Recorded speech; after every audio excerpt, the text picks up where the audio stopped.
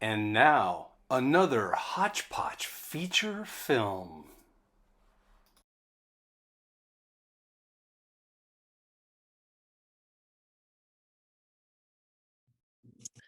So yeah, so just tell us about this story that inspired your short story in this issue of Hotch Potch. Okay, so I'm going to tell a ghost story. And this is a true ghost story, and it did happen to me.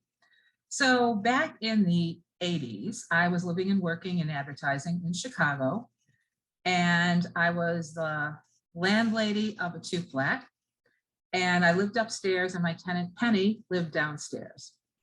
And Penny had been active in the pagan community, which was very cool. And we, as two single ladies, would get together in the evenings and work the Ouija board. And various characters came through on the Ouija board. And one of them was a woman named Victoria. So Victoria introduced herself. I never did get a last name, but she introduced herself as a member of the African American community, now deceased, but she had lived, she claimed, in Evanston, Illinois, which is a near north suburb of Chicago, and it's home to Northwestern University and Loyola University, so it's a college town. And on Sheridan Road, there are some mansions. Fronts the lake, so very, very beautiful scene, looking out on the expanse of Lake Michigan. And wealthy people had always lived up on Sheridan Road. And Victoria claimed that she and her husband, Paul, lived in Evanston during the 1890s, and that they were healers in the African American community at that time. So we took her at her word, and Victoria gave us quite a bit of life advice, which proved to be true. And she also was very insistent on a couple of things. One thing was she told us to go plant white roses in the backyard. So we did. And they became kind of a project, and they became a more time-consuming project as time went on because they did not thrive. And over the course of the summer, no matter what we did, they died and they had shriveled. And so fast forward to October in Chicago, getting ready for winter, which can be severe there. And one night after a Ouija board session,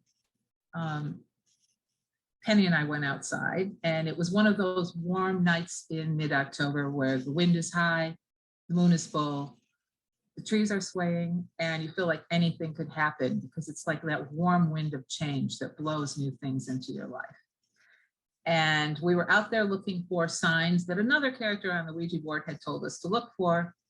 And in the course of looking fruitlessly for these signs, which never did turn up, we took a look at the roses, and they were dead and shriveled as expected. And so we were kind of making fun of them and kind of kicking dirt at them and just saying, yeah, this is a failed project. And Victoria really led us astray this time.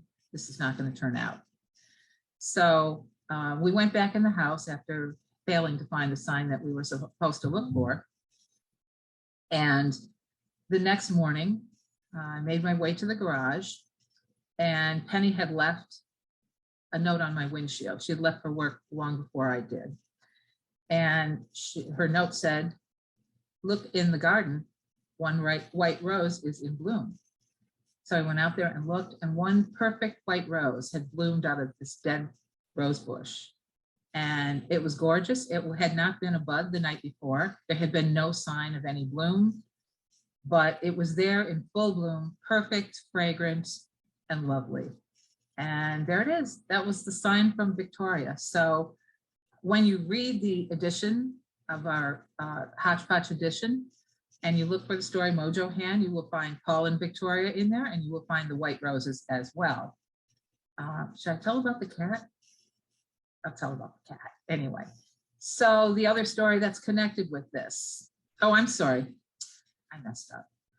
So I told the story. I spent a lot of time in advertising. I told the story to an editor at an editing house. So we were there late at night and editing some commercial that I had to take out to my client the next morning.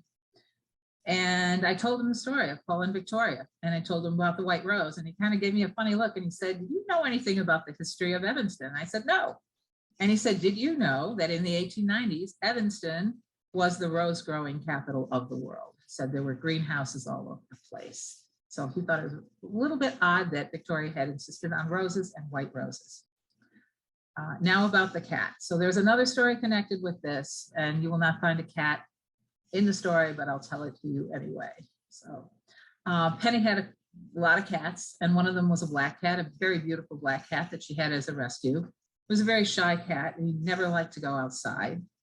And he didn't like it when anyone came over, so he would always hide. But whenever Penny and I worked the Ouija board together, he would come out of his hiding place and he would roll around on the carpet like he had catnip. And he would absolutely luxuriate on the carpet.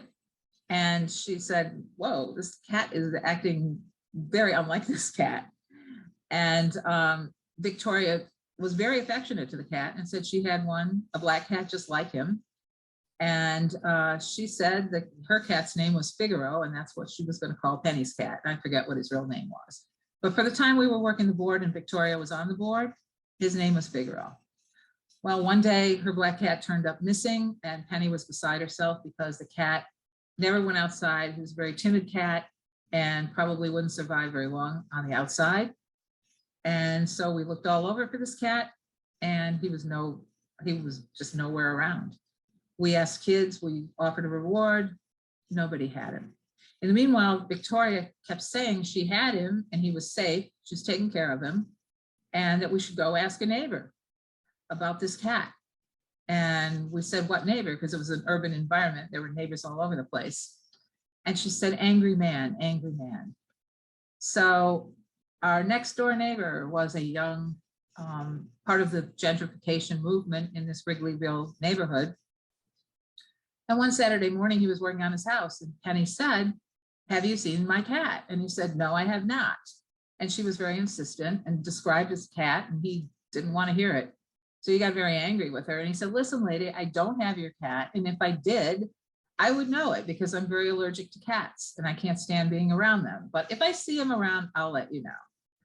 So she went back in the house, and a couple hours later, he came back with the cat in hand and said, "I'm really sorry.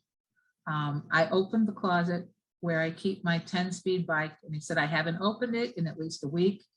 And the cat literally fell out of the closet. And he said, "I don't know how he got in.